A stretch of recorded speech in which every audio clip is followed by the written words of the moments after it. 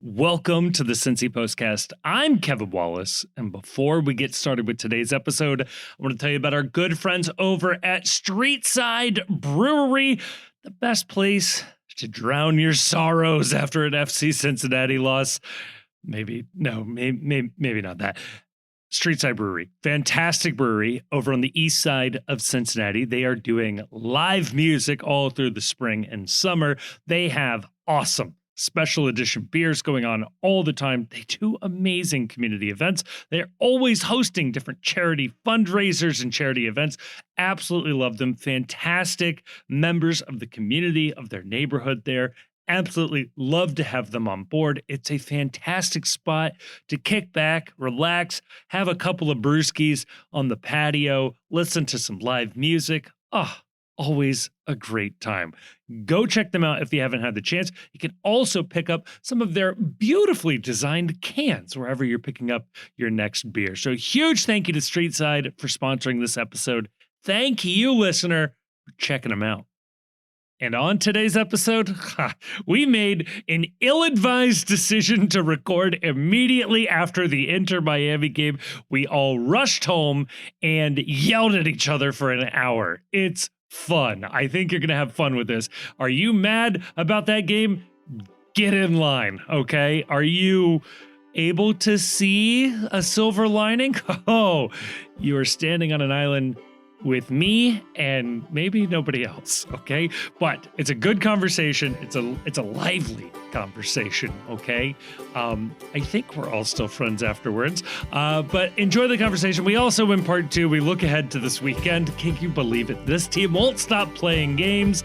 Put it all together. You got yourselves a postcast.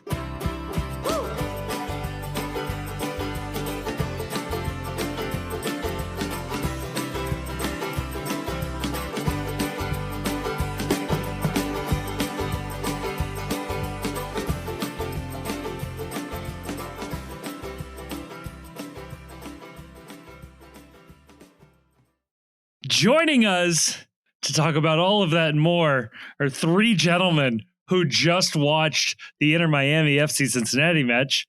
Those three are myself, Grayson, and Chief.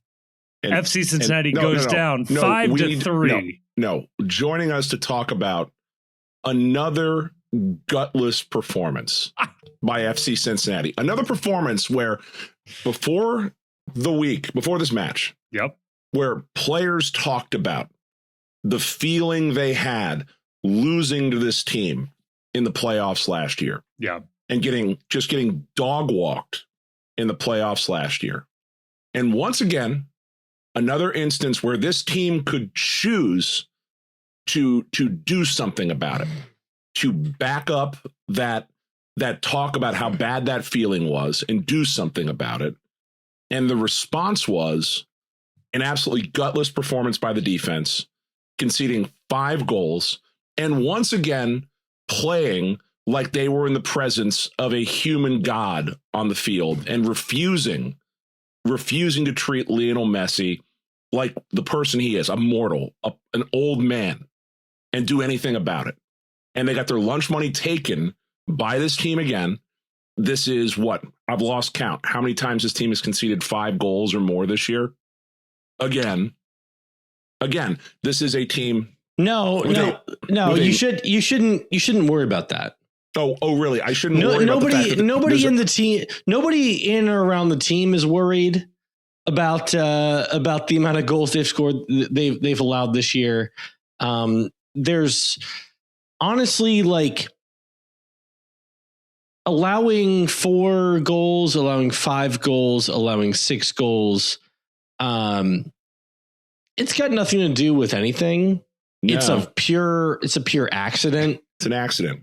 It's crazy. There's no, it's nobody's fault. Nobody did a bad job. Miles is the best defender in Major League Soccer. Yeah. And there was no chance that we were going to let him walk out the door. Right. We might give him 6 goals if he's not in this game. Yeah.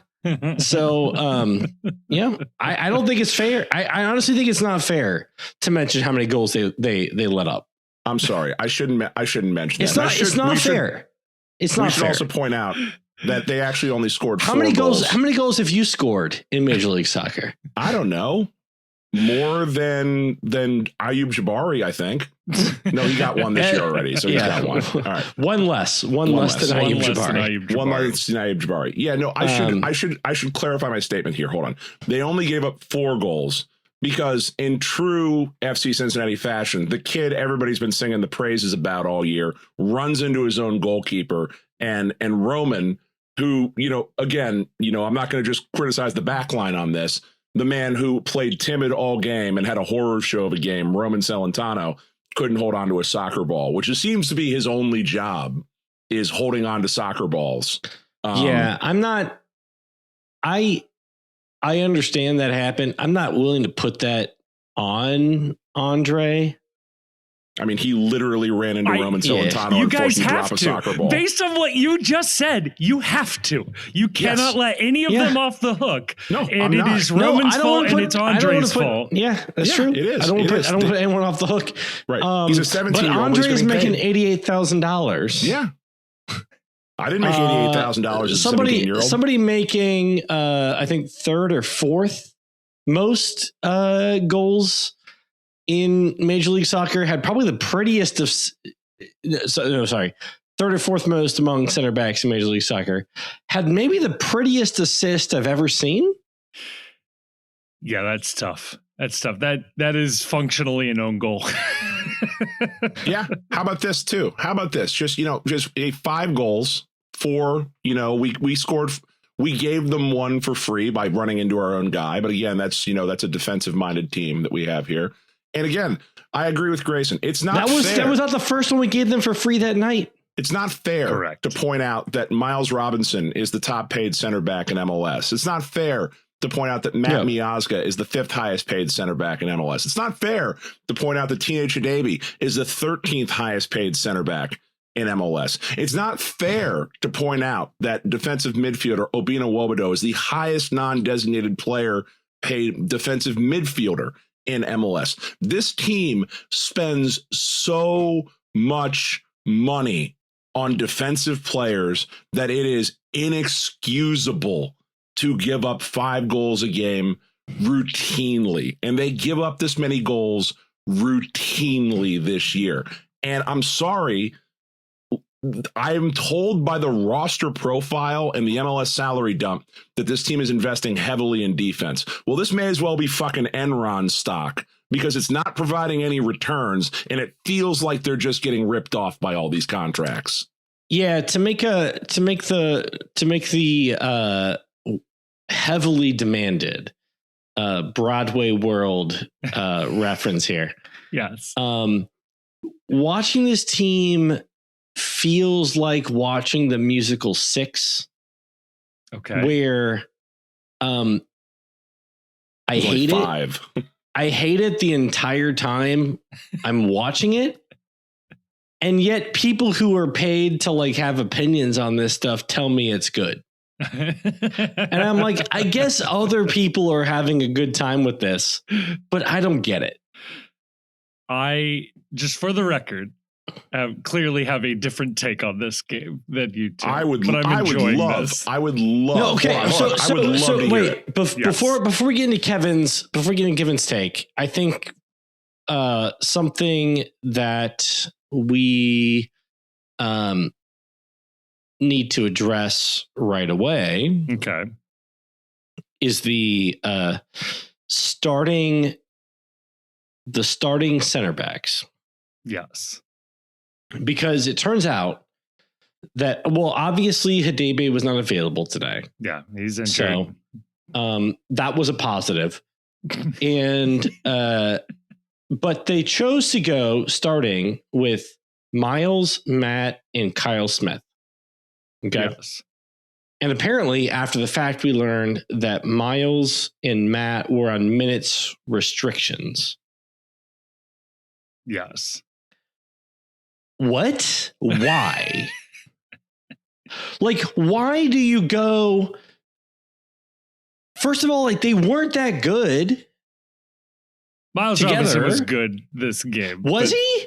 I'm sorry, 5 goals. Yeah, great. Okay, Played a hell of a great. game. In that sense, every player on the team had the worst game of their life. No, now, Kevin Denke saying had a that great is- It wasn't the worst game of their life no. because this team has given up 5 goals or more before. Okay, fine. But Kevin Denke is a part of this team. And if he holds doesn't up play the ball defense. better, if he holds up the ball better, if he scores more goals, No. it changes the No. game. You cannot in a team sport not assign blame to everybody. And if you No, are going Kevin- to say that this match was the disaster of all disasters, No, it wasn't the everybody needs to be disaster. shipped Hold on, off. hold on, It hold was on, the hold on, disaster Kevin, hold on. of all disasters. Hold on. It was the disaster of all disasters for the highly paid defense that was standing watching the ball go in the back of the net. Okay, Where so other only people- 3 if- players on this team had a bad game. Maybe 4 if you want to blame No. Roman.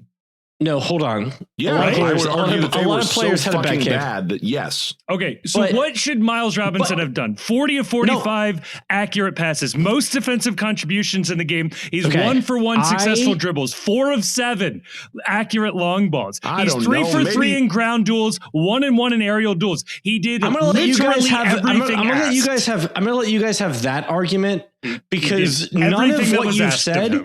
is responsive to the point that I was building to. Okay. And I Get think to it was it. pretty. I think the point I was building to was pretty obvious. Okay. And yet, you guys are both fixated on something that I don't understand. Okay. That you guys are just having like another conversation.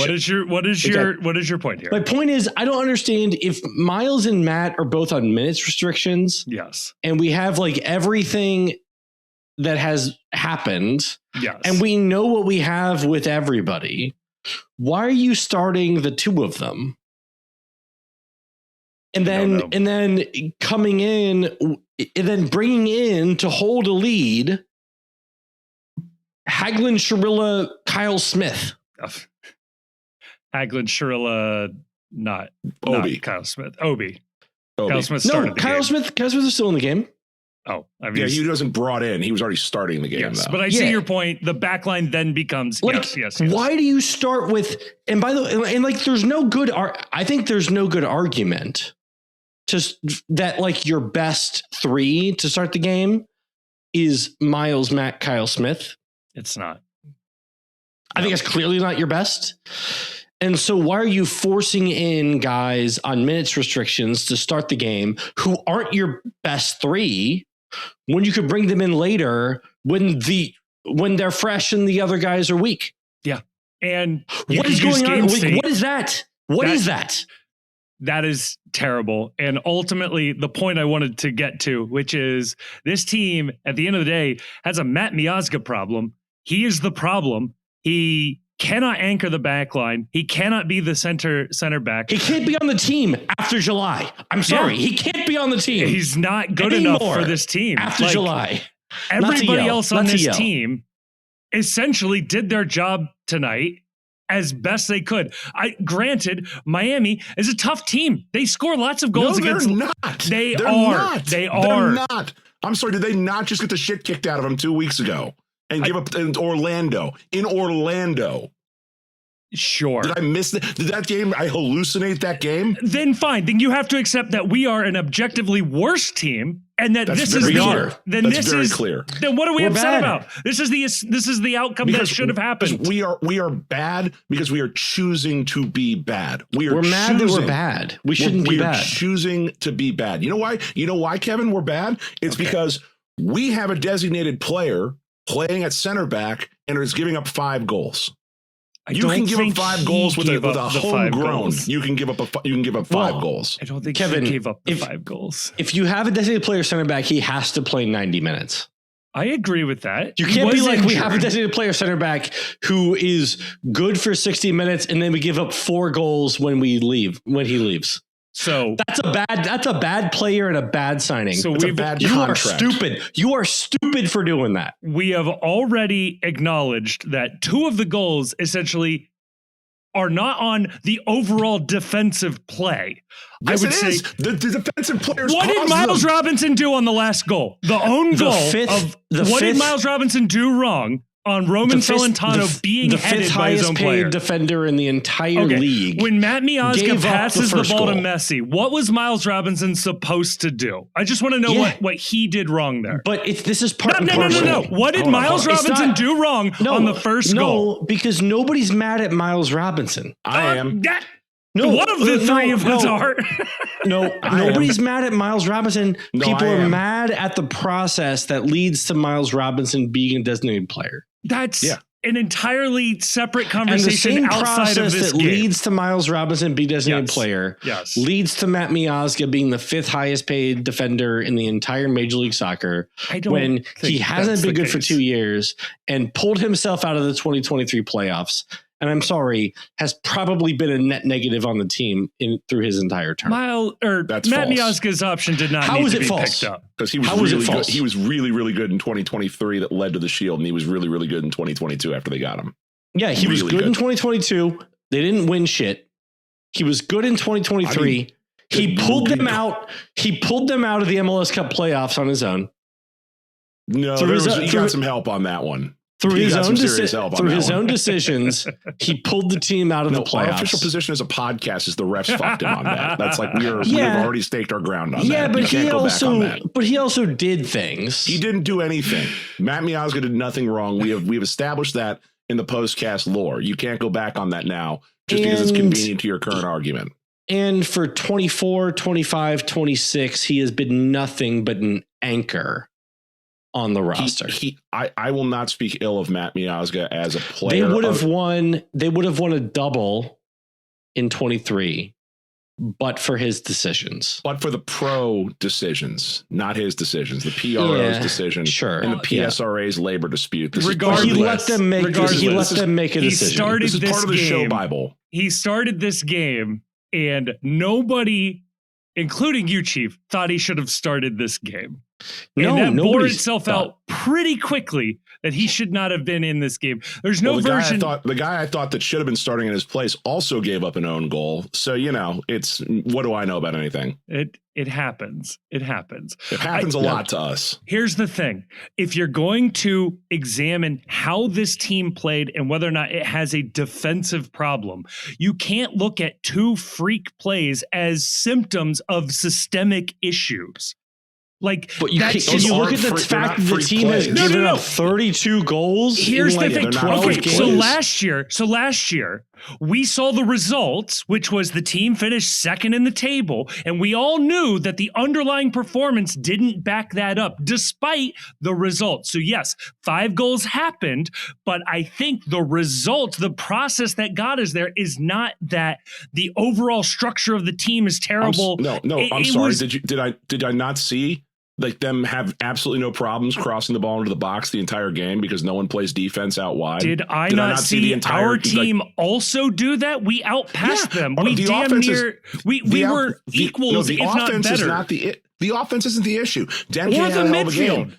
Evander had a hell of a game. Dotto had a hell of a game. Buka had a hell of a game. Yes. There were a lot of players. Ramirez got an assist. I want the Ramirez haters to take note of the assist. Ramirez got an assist. Yeah, he was a sieve on defense otherwise, but that was a hell of an assist and a hell of a finish by Buka. Look, these guys all had good games. What let them down was a designated player center back, a max TAM center back, and a supplemental roster center back because our other TAM center back isn't available and hasn't been good since. Our U22 center back can't get on the field because he's not talented enough.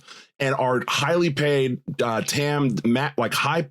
highest paid non-DP midfielder also can't stay healthy either. This team spends so much money on defense, and I'm sorry, you can defend Miles Robinson as much as you chooses want. What is Miles Robinson really good at this year? Turning around and looking and seeing the ball go in the back of the net. He does that a lot, and he is a designated player. And I'm sorry, I've said this at the start of the year, and it's absolutely true. He owns the fact that his contract and his performance do not align in value for what this team gets out of him. Okay. I think I don't really think Miles owns that, but I do think signed the contract. Okay, so then he should quit? But no, play better. He should quit because the contract will always be there, and as we've already discussed, he can literally never live up to it. So he should quit. However, Albright seems unapologetic. No, he about loves the contract. He loves him. He's unapologetic about the contract. Sure. And Noonan, his performance this game, granted, the team gives up 5. I acknowledge that his performance was bad. I'm sorry, it was bad. What's the play that he gave up that cost us the goal? What's the moment that he was bad? He was fine. He was accurate in all of his passing. He did not have a moment that he gave up the goal. That feels untrue. My point is, this team has a Matt Miazga problem. He is respected too much in the locker room. The team does have a Matt Miazga problem. He can't be on the team after the summer. He shouldn't be on the team to start the year. Agreed. Nick Hagelin and Andre should have started this game. That's the fact. Yes. Or one of Miles or Matt should have started the game. I love Nick Hagelin, so I won't say one of the minutes limited center backs. If you think those are the best guys and they're minutes limited, one of them should have started the game. You could bring in the other to finish the game. Yes. What are you doing? And the thing is, like Albright is unapologetic about Miazga's about the amount of money they're spending on defense, and Noonan is unapologetic about his lineup decisions. Yeah. And it's like, oh, these guys are making bad choices. It's like somebody, like one of you, then they can't stay on the field. One of you is responsible. Yeah. One of you is responsible for the consistent, and again, it's clearly not like the team not trying because they've come back so many times. Yeah. Right? They come back in this game. Yes. One of you is responsible for the team being poor week in, week out. They've been poor every week. I mean, they're unbeaten in 6, but point taken. But they came back in a lot. They came back in a lot of those. They gave up a lot of goals in a lot of those. So unbeaten in 6, but they were poor. Poor. They spend the most money in defense. You're giving up 3-4 goals a game. It's tough. That's not good. But apparently it's apparently maybe a nobody's second fault. Designated player will fix that. And I'm not. And I look. I'm not saying Noonan should be going out there and saying I should be fired or something. Right. No, but. He's also not going to throw the roster build under the bus. Yeah, but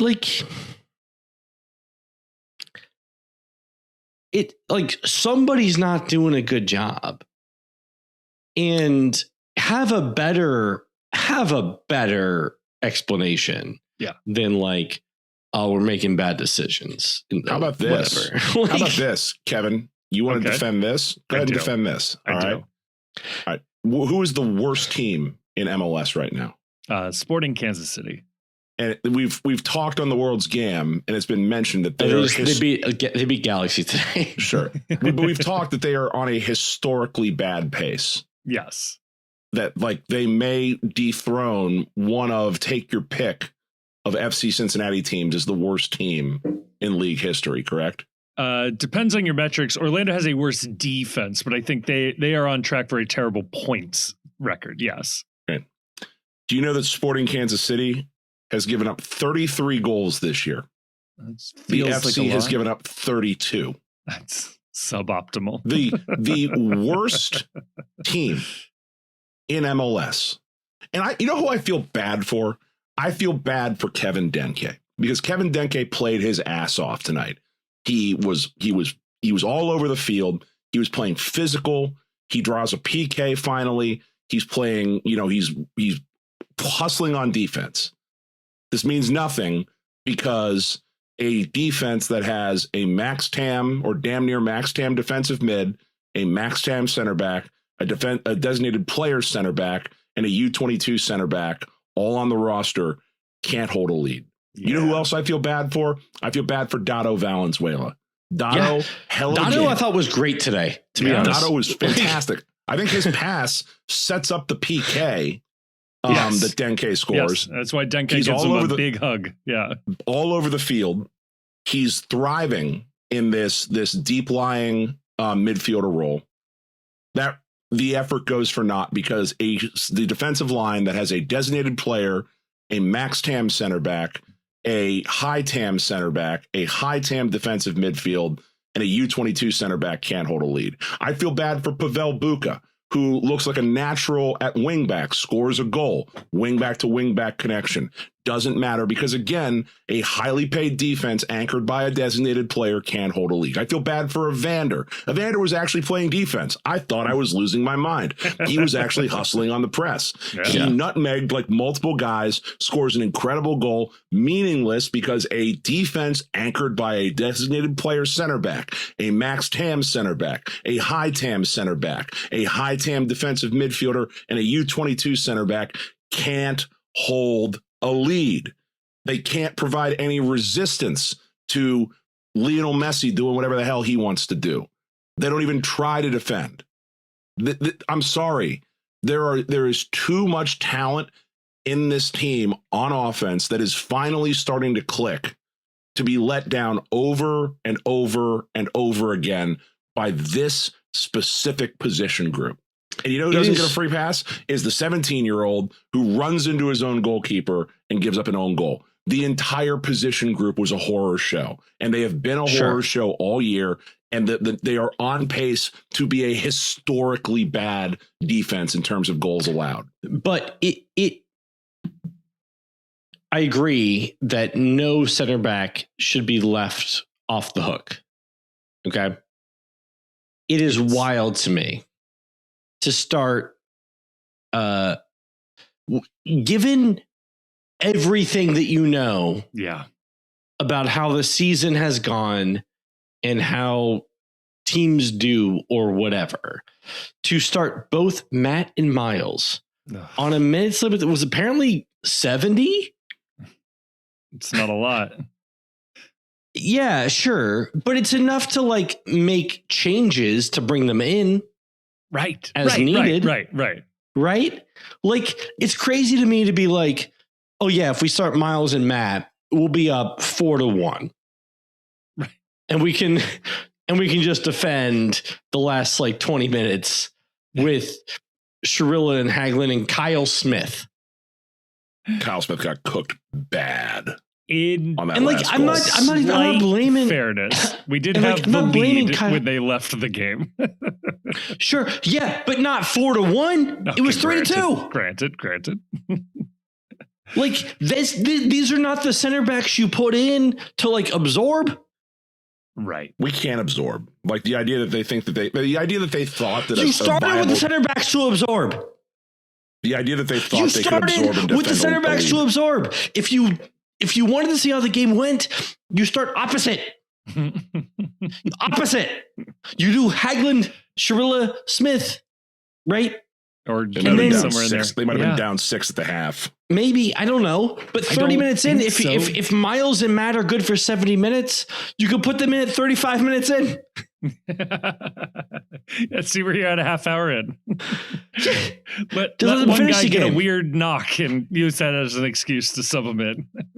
Like, it's crazy to me to be like, yeah, 3-2, you know, we're going to put in like the 17-year-old, the guy who gets cooked every time somebody dribbles, and we'll leave Kyle Smith in, the guy in the minimum contract. That should be good. They should be good. Yeah. You know? That's tough.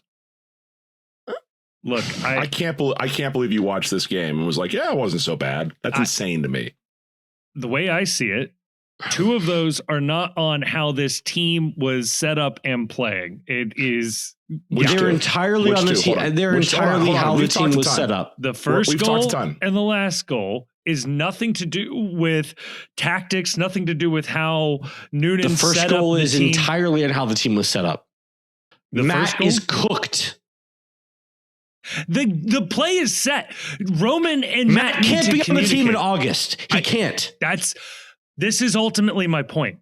The team is playing well with a bad defense. I trust the team to solve that problem. The problem we had. I don't. Okay, fair. They spend so much money on defense. If that's the take, then that's fair. Do you trust them to solve it by spending less? Yes, I mean, actually. yeah, I do actually. But I trust them. But it's not a salary spend issue. It's a personnel issue. These are just the wrong guys. They're going to have what the salary spend issues are personnel issues. Sure, but the problem with this team right now, Matt was hurt, and they picked up his option. Hadebe was hurt and sucked. That's and they picked up his option. Guy. I don't care how much he's making. Max Tam, supplemental roster. Matt Miazga being out there is the problem. I don't care how much he's getting paid. He just can't do it. RGM picked him. That's a bad idea. I said that last year. Hold on. Look, I don't care how much it was. Yes. They took a bad gamble on a 1-year option for Matt Miazga. And they took Hadebe. And Hadebe. But ultimately. And Obi Nwobodo. Oh, and Obi. All right. I don't want to let Obi off the hook either. Obi's been really bad. Or he hasn't, Obi has not provided the value that you need from the contract that he is currently on. So they made a bad bet by exercising the purchase option on Ayub Jabari. Yeah, it turns out on the salary. It turns out RGM just makes dumb choices repeatedly. No, that's the Jabari thing. They're all isolated though. None of it has to do with how players are evaluated. None of it has to do with systemic decision making. They're all isolated individual dumb choices that are unrelated to each other. No, I mean, at least on the Matt Miazga one. On the Matt Miazga one, if you told me that you have a 1-year option on Matt Miazga, you can view it as a scratch off ticket as long as you're willing to eat the contract when it turns out he doesn't, we're eating the contract right now. Well, no, they can do that in the summer window. They can get rid of him. They can buy him out. And there's plenty that's. Yeah, it just cost us the Shield. We weren't going to win the Shield anyway. We knew that. We might have. We were not going to win the Shield. Okay. We didn't pick ourselves to win the Shield. Even when we were even in our most optimistic, let's guess the results of games prior to the season, none of us picked us to win the Shield. I think we had us at 4th in the East. I guess feels right. Yeah, we weren't going to. I guess I want to know when we're allowed to expect to win a trophy because in the playoffs from team messaging, it has been basically never. Except for the time we did. And never going to happen again. There's a lot of teams that don't win trophies every year. That's kind of wild. I want to win trophies, but it's look. Yeah, Crew have won 4 since we've joined MLS. How many they won since we won our last trophy, though? 2? 1? No, they won MLS Cup and they won Leagues Cup. Leagues Cup is a fake trophy. Yeah, it's a trophy. I would win it. I'd take it. I mean, I make a trophy for anything. No, they won Leagues Cup. They won Leagues Cup out there.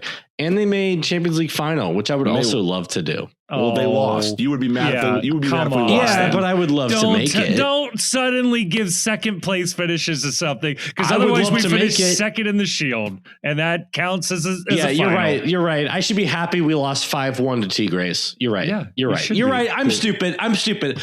Stupid me.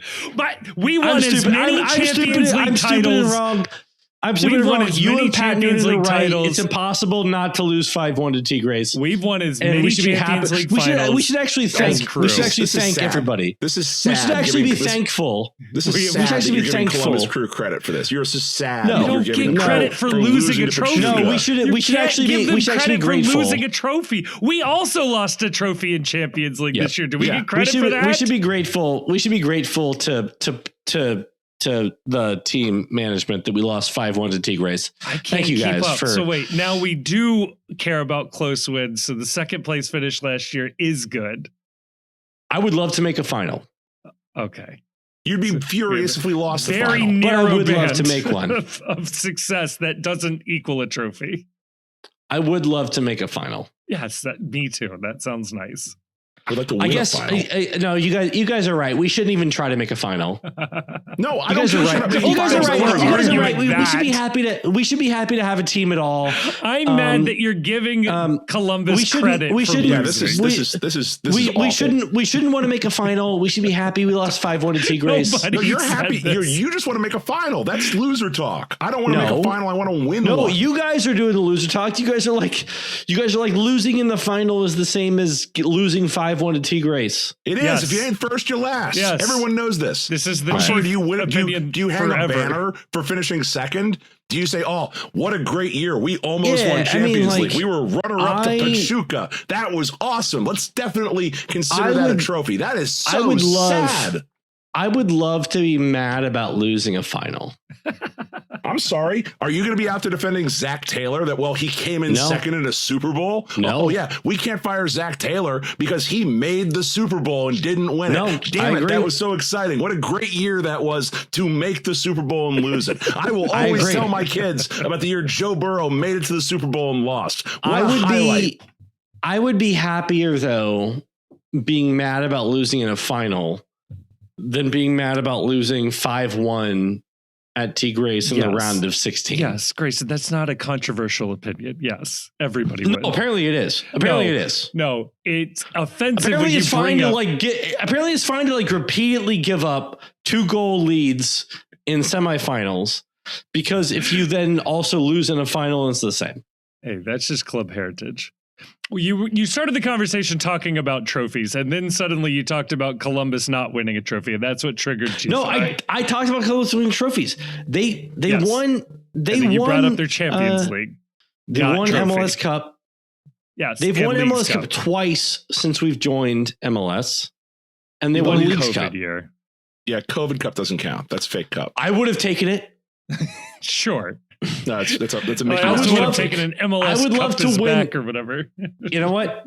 If you were to tell me that we're about to do like a hantavirus pandemic, but the FC wins MLS Cup in the hantavirus year, of course, that is the most important trophy. Yes.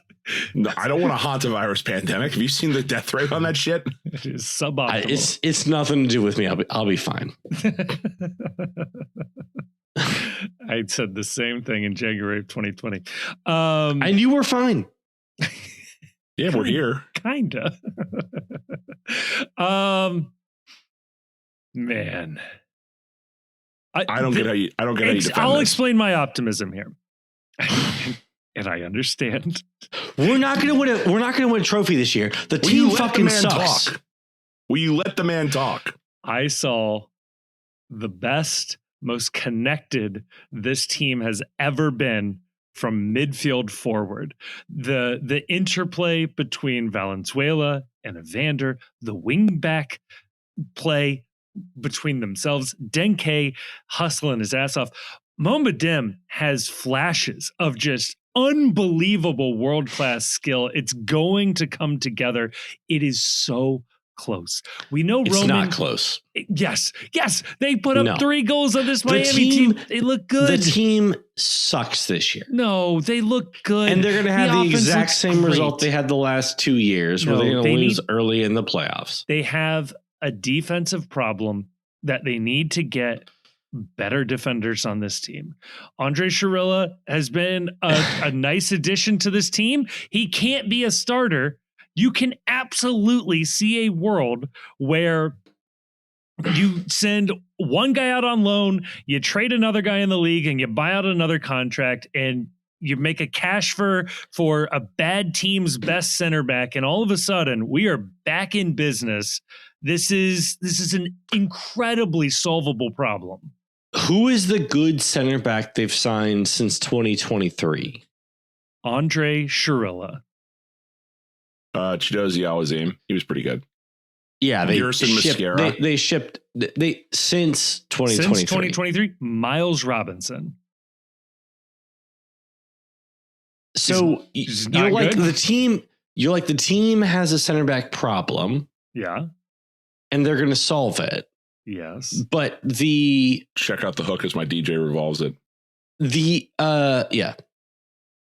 center backs they've signed in the last 2 years, it's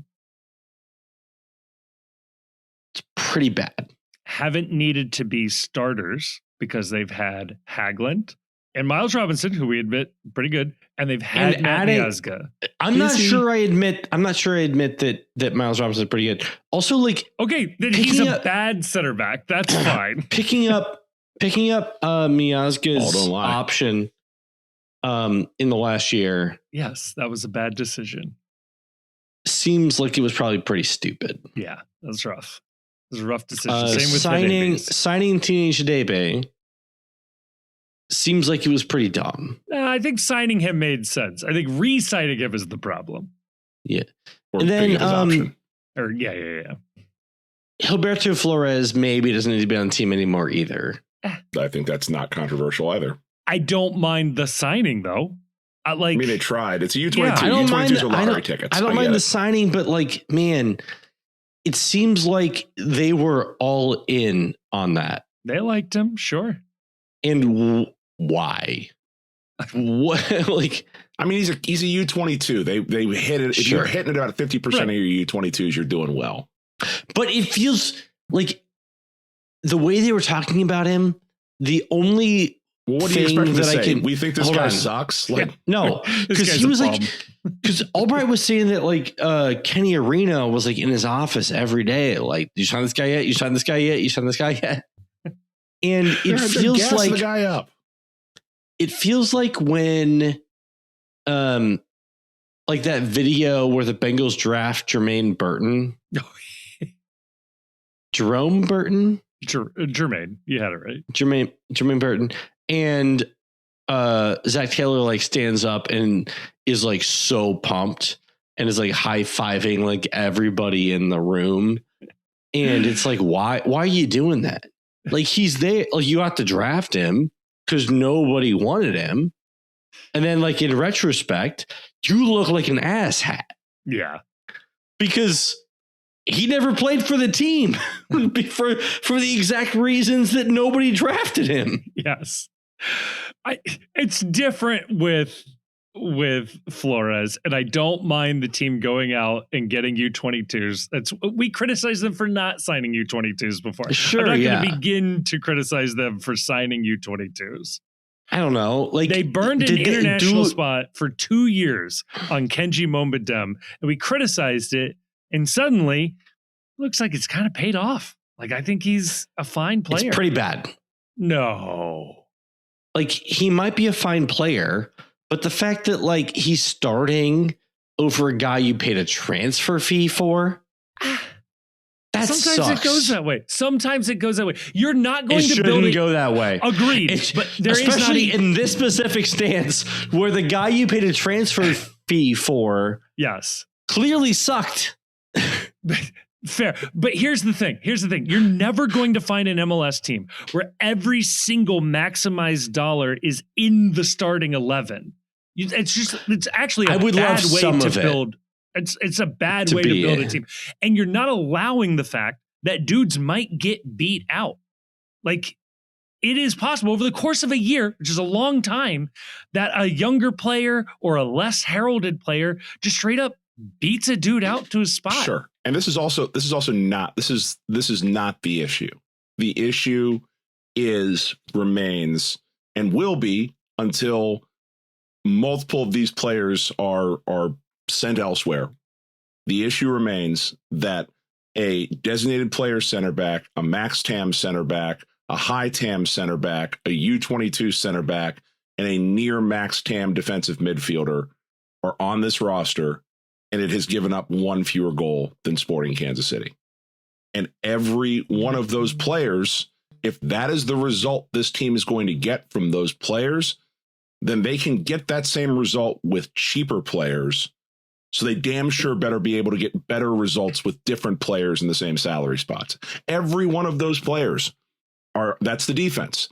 They own 32 goals allowed. That is one less than what is being described as one of the worst MLS teams in history. And I'm sorry, every single one of those players, like, no one's contract should be safe of any player playing defense for this team.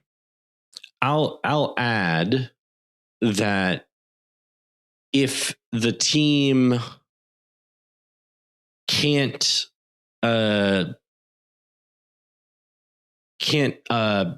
hold off more than one goal fewer than Sporting Kansas City with like average defenders, then the coaches all need to be fired. It's not that. I don't even think it's the coaches. Like we have all agreed that these players, they are not generating value. I'm not saying it's the coaches. I'm not saying it's the coaches. Okay. But like, if we have like on a talent level, average MLS defenders, I don't think we do. What's that? I don't think we do. Right. We don't. We obviously don't. I'm not saying we do. Okay. I'm saying if we do. If we did. If we did it. And we can't like hold off as many goals as Sporting Kansas City. Yeah. Then the coaches need to be fired. If we have worse defenders, or we have as bad of defenders as Sporting Kansas City, then there needs to be like massive soul searching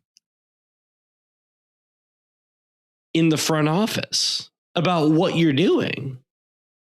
Yeah. Because why? I hesitate to say that this is on the coaching staff. I think it is on the folks building the roster. I know I've like implied at least that it was on the coaching staff, but I agree with you, Kevin. Yeah. The person who is picking the players either needs to like wholly reconsider their process or needs to be different. Yeah. Now, granted, to your point, Chief, about looking at SKC, looking at it the other way around, only 3 teams have outscored FC Cincinnati. And I'll say not by much. San Jose, top of the table right now, has scored 29 goals. We've scored 27. We have outscored Nashville, top of the East, in 3rd place. Vancouver is on 30 goals. Granted, it's a little bit more than us. And Inter Miami, 31 goals going into this evening. That was a much closer race. Well, throw Miami out, but what did the other teams spend on their attackers, including transfer fees? San Jose, you got Timo Werner in there. Vancouver, you've got... What was Timo Werner's transfer fee? It was like $0? Maybe even $- potentially, yes. Yeah, we would have all pitched a fit if we signed Timo Werner on this podcast. We spent like $27 million on transfer fees for our top 2 attackers. It's starting to look like it was a good investment. I think that was good. Yes. It's tough for me to give the team a lot of credit for the attack when it has spent so much more than everybody who's doing comparable. They identified really good players. Like, and they're the all other playing version well of that together is right now. We're outscoring other teams that are spending more on attackers. Who is spending more on LAFC, 2 attackers? Atlanta, 2 of them right there. On transfer fee too? I mean, San Jose... Son's transfer fee alone. Son's transfer fee alone is like $27 million. Yeah, Bouanga came in like years ago. I'm not worried. He's still making a good salary. And Atlanta United also spent $17 million for Latte Loth and are spending $7 million on Miguel Almiron's salary. So, I mean, it's comparable. And I'm just saying they're doing less. What is Vancouver spending on transfer fees? I in don't salary. have that in front of me right now. What is San Jose spending on transfer fee and salaries? Why is this even? Why do we even care about this? This is silly. Should we be saying our team should be spending less and getting more? Yes. No. Ideally, the team is made up of draft picks that are outscoring the entire league. Let's criticize Chris Albright for not finding free guys that can score goals. I don't give a fuck about that. Even though we are starting a draft pick right now, we're mad about that. But we also want only draft picks to be starting. I'm not mad about the attack. You sound mad about the attack. You do sound a little mad about the attack. Only in the sense that if you don't want to give Chris Albright credit because he spent a lot of money. We have to spend to get the results. Therefore, it's like only in the sense that like you're using the attack to like excuse the absolute failure on defense. Well, last year we were excusing the absolute failure of the attack on the defense. Like it's just we weren't excusing shit last year. My point is, I think the defense doesn't even need to be solved that much. It just needs to raise its level a little bit, and we have a top 5 team. Well, man, the defense is historically bad. I don't disagree. I think 2 new players could improve that level tremendously. I think that is how bad the talent is in the center back room. I'm going to imagine their position groups like the NFL. Yeah, but I do want to know why somebody might think that the same person who picked up options on both Miazga and Hadebe and signed Hadebe at the level he was signed at. It was a 1-year option. Should be trusted to fix the defense in the summer. If Miazga comes back healthy and he's playing well, we think he hasn't been healthy for 2 years. I know, but it was a 1-year lottery ticket. Who cares? I am more worried now. What was the last game Miazga looked good? Before he got his ankle broke or did whatever he did in San Diego that 1 year. It was spring of 2024. Yeah. Okay. Whatever. It was they're 1-year options. They can get rid of both these players. They need to get rid of both these players. And Miazga was a good evaluation and a good sign when it happened. Hadebe, I mean, he was a DP for someone in this league. Somebody valued him at one point. Yeah, the fun thing about signing a player is you get to make your own evaluation. Sure, but I am not worried about that right now. The Miles Robinson one's the indefensible one. Yeah, that is indefensible. Picking up the 1-year option on Matt Miazga to see if he's got it. I don't hate that, but you got to move on from it now. You got to fix it now. You got to get rid of him. I'm sorry. I love Matt. I love what he did for this team. I will be a Matt Miazga fan for the rest of my career, my life. I will, stan Matt Miazga. He doesn't got it anymore. We got to move on. Teenage Davey, got to move on. Obi, loved what he did for this team. Got to move on. Chief, I just like the idea of only being a Miazga fan for the rest of your career. Like when you retire, you're like, actually, fuck that guy. Well, once I stop podcasting, if somebody thinks Miazga currently is worth a DP spot, no, that person doesn't exist. Other than maybe Matt Miazga thinks that, but that's probably it. Maybe Jeff Cameron does. Wait, I said Miles, right? You said Matt Miazga. You said Matt Miazga. Oh, sorry. Okay. If somebody currently thinks Miles is worth a DP spot, you want to trade him? Yeah. I can agree that it's a suboptimal roster build. I can agree that he hasn't lived up to that. Certainly not this year. And what do you think the team should be giving up goals wise? Right. If you think Miazga, sorry, I said Miazga again. If you think Miles is worth a DP spot. Right. No, we should have given up 70 goals already. Right. We should already have set the record for most goals given up in a season. My only pushback to that is that when healthy, I think Miles Robinson, certainly this game, has put in good performances. It was a rocky start to the year. Not great, but I think he can be a good player. And that I have to, for the purposes of evaluating the team on the field, have to at some point separate the salary and roster designation from the player. Was Kyle Smith good this game? No. Was Kyle Smith the supplemental roster spot who's 34 years old playing against the most potent attack in the league good? Maybe, actually, I don't know. If I have to grade it on that curve, maybe he was fine. But I can't. I'm not mad at Kyle Smith. Right. But my point is he's 1/3 of the defense. You have to be yeah, but if Kyle Smith was bad and cost you the game, that's either a coaching or GM problem. Because nobody is walking into the game.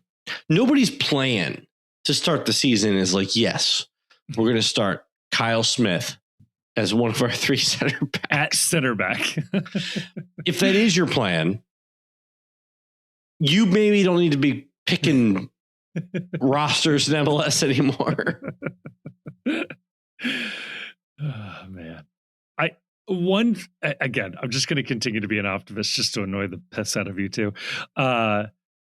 This team had an offense problem last year. This team had an offense problem earlier this year. I don't think it has one now. I think it has found an identity. I think it has found the personnel. I think it has found the patterns of play that has unlocked it. Yeah, the only better offense in the league is whoever plays against us. Yeah. Which, there's only one of those. So. Which when you think about it, this team really does have the best offense in MLS because one of the teams ahead of us had the benefit of playing us. We don't get to play us. That would be really funny to subtract everybody's FC Cincinnati goals. Hell, we don't ever get to play. We never get to play a defense that has a DP center back. Oh man, we did play Toronto, and we didn't do that great against them. So, have we already played all of our NYCFC games? Because they do have a DP center back. That's true. And we scored a lot of goals against them. Yeah, so look at us go. We should try that more often. Yeah, it was smart to have a DP center back. Yeah, they made a lot of sense. We won a lot of trophies since we brought that guy in the team. It was worth it. Granted, this is the first year of the DP-ness, but yes. Yeah, but you have to take into account because there seems he's to be always been a DP in our hearts. Or in the minds of the front office. But there seems to be this belief that like we had to have him in the team so bad. Yeah. That we like made a handshake deal to make him a DP like 2 years later. And we won nothing since he's come. And in fact have gotten worse every year. And I don't think he's a bad player. I just think there's a clear way. Like there are some obvious conventional wisdom decisions to make in MLS. Yeah. And then when you decide you're smarter than everybody, you got to zig whenever is when you go astray. Yeah. Well, tune into the World's Game for this conversation, but going back to the conversation we had about missing on TAM players versus missing on DP players. Again, I might suggest that it's more of a Matt Miazga problem and a Teenage Davey problem, but it's certainly a Matt Miazga and Teenage Davey problem. Yeah. I think you give Miles Robinson to, dare I say, average MLS defenders on either side of him or on the back line with him. And I think he does shine more. I would be shocked. I would be shocked if it's not like quote unquote leaked at some point that like the Hadebe and Miazga options like auto exercise because of like incentives or something. Because I can't imagine Chris Albright ever defending on the merits, choosing to exercise both those options. I legitimately think the answer is they thought they'd be able to get rid of one in the preseason, and then Matt. Yeah, but I think even if that's true, you gotta have the deal. They're gonna leak that they like auto exercise or something. Just lie to the press. There's no rule against it. Yeah, they lie all the time. Lie to us. We'll publish it. Yeah, they lie all the time. They'll lie some more. Sources say it was due to making Champions League. That is what auto-triggered both. We were going to make good moves this window, but we had to make bad ones. Too bad. Our hands are tied. As soon as I get my hands on the guy that wrote that contract.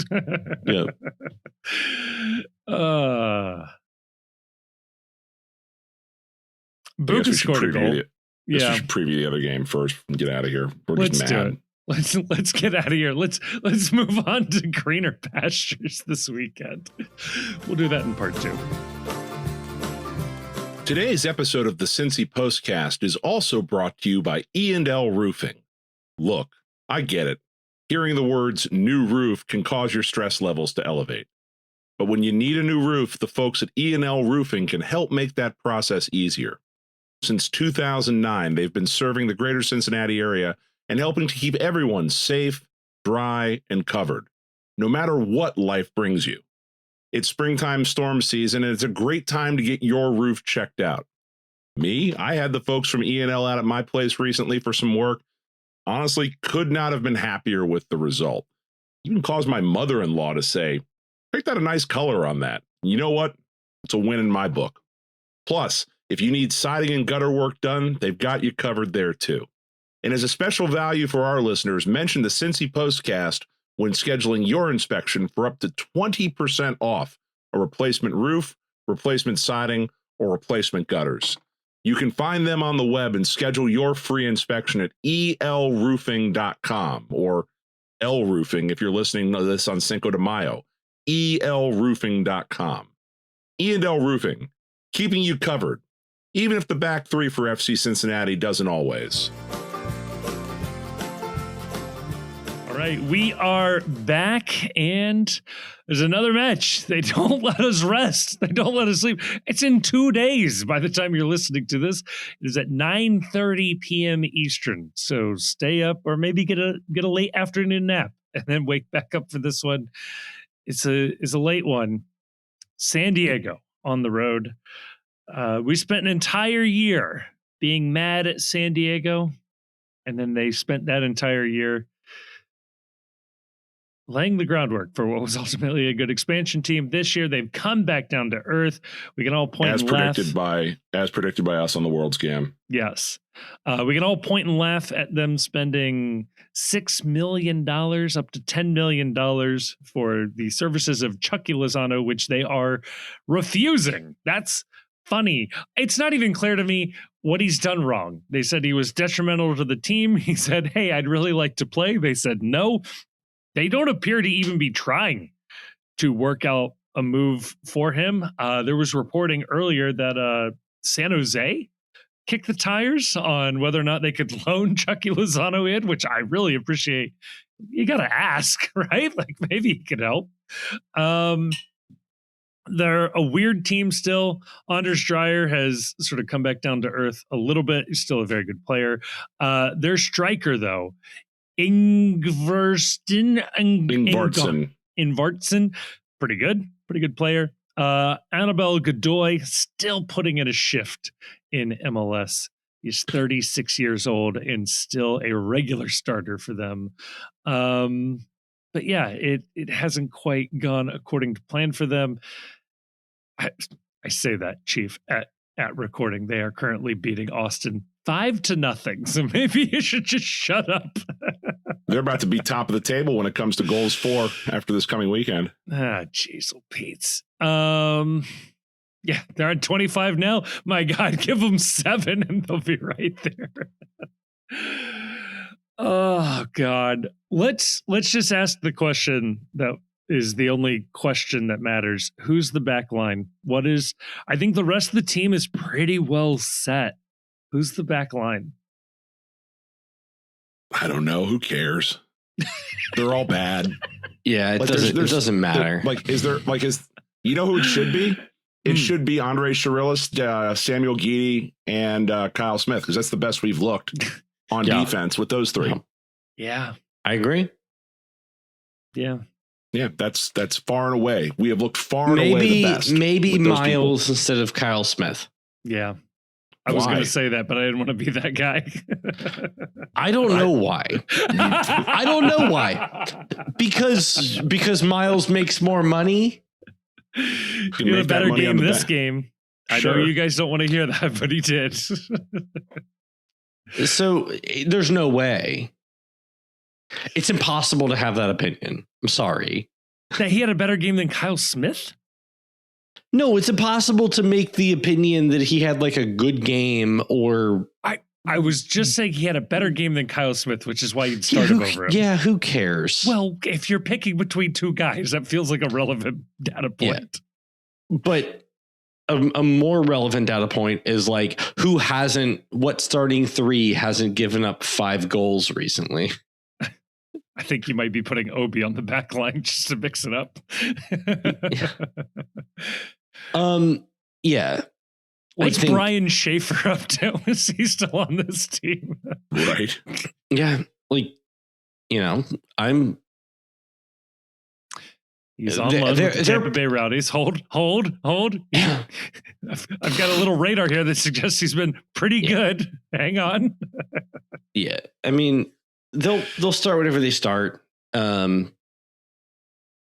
paying too much. They're paying too much money for the amount of goals they've given up. They're paying too much money for where they sit on the table. Yeah, well, I mean, if we're paying way too much for where we're on the table, how bad is Columbus? Because they're like only $1 million behind us. Yeah, that's fine. Worse than us. That's good. What? It's funny. I saw a thing where a guy was complaining about like their 3 DPs in fair, but one of their DPs was signed in the middle of 2023 and they won MLS Cup with him. Yeah, you can't get mad about that. And then he also was on the team when they won Leagues Cup the next year. Fake trophy. Fine. I would take it. Trophy. If we won it, most important trophy in the league. It was also easier to win it when they won it. Sure, the format was different. I would love to win it. We could have won it. We could have won it that year. We didn't win it that year. We're still in it this year. Okay, so are we? I would honestly write it off right now. Well, you can't write us off before we're in the competition. I saw how we took it last year. And I assume we're not going to take it any better this year. We were in the Shield race last year. We don't have that excuse now. We got to try. Were we? Yes. Objectively, yes. I don't. Everything with this team is like prove it. Like show me anything. We won the Shield. We won the Shield in 23, and then members of our team decided we didn't want to do anything else. Quiet quitting is hot in the streets. Yeah. Maybe they all want to work remotely. And then after those members of the team decided they didn't want anything else, we decided, we like them. We want to keep them in the team. We love these guys. Let me ask this question then. Not necessarily asking a prediction, but just vibes. Will this be a close game or a blowout game? No, it'll be wild. It'll be like the final score to this game will be like 4-6 or like 3-5. It'll be something absolutely crazy. Like you've never seen before. Like we lose 5-3. But we're not going to lose 5-0. Like those days are behind us now. They're too good on offense to really get blown out. Yeah. But like, if you told me we won this game 5-3, I'd be like, sure. If you told us we were going to lose this game 5-3, I'd be like, also sure. There's no combination of players right now that they can put on the field on defense that can keep a clean sheet, other than maybe Guidi, Chirilla, and Kyle Smith. And Chirilla's not going to play because apparently he's in concussion protocol. Also, just play with the ball. On me, I suggested that perhaps his injury was I done fucked up. I better pretend to be hurt. Oh no, he got real hurt. Well, he fucked up. He got hurt and he fucked up. So, well, look, both. Let me just say, as an entertainment product, we have seen 27 goals scored, both for and against, in the last 5 games, and I am getting my money's worth. You certainly don't feel like you got cheated when you buy a match ticket to this team anymore. What if, man, remember back in the day, 1-0? This is, nil. You know what wild. This is? You know what we're watching? What is that? We're watching Tyrone ball. But those were all losses. Yeah. We have 2 wins in the last 4 games. But when Marshall was the coach of the team, yeah, they were scoring like 3 goals a game. They were just losing 4-3. Yeah, but that was fun. We saw the emergence of Vasquez. Yeah, we're doing that now. He laid the groundwork for a hell of a run. We're doing that slightly better. We're doing slightly better than Tyrone Marshall ball. Shield 27-28, book it. Yeah.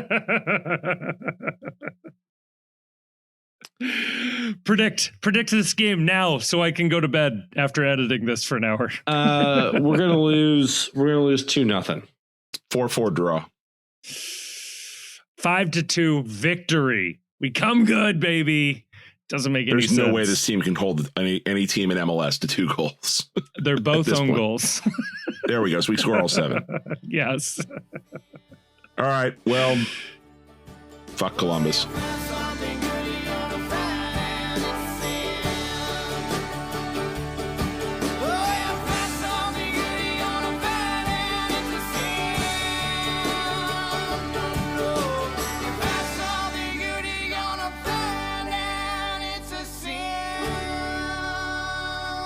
The Cincy Postcast is a production of The Post Cincy. You can check us out online at thepostcincy.com. You can also follow us on Twitter and Blue Sky, Facebook, and Instagram. Twitter and Blue Sky, though, you'll find we're a little more active than the other places. We're also on YouTube, where you can listen to this episode if you aren't listening to it already. We are also putting up video content semi-regularly, including the Away Days series. We want to give a huge thank you to Jim Trace and the Makers for providing the music for this episode. They are a lovely band, and you can find more information out about them in the description of this episode. And if you happen to enjoy what you just heard, can I please ask that you like us, that you rate us on whatever app you're listening to, and maybe more importantly than all of that, share this episode with a friend. When it comes up at work, you're talking about FC Cincinnati, I say, hey, I listened to an FC Cincinnati podcast. I think you guys will like it.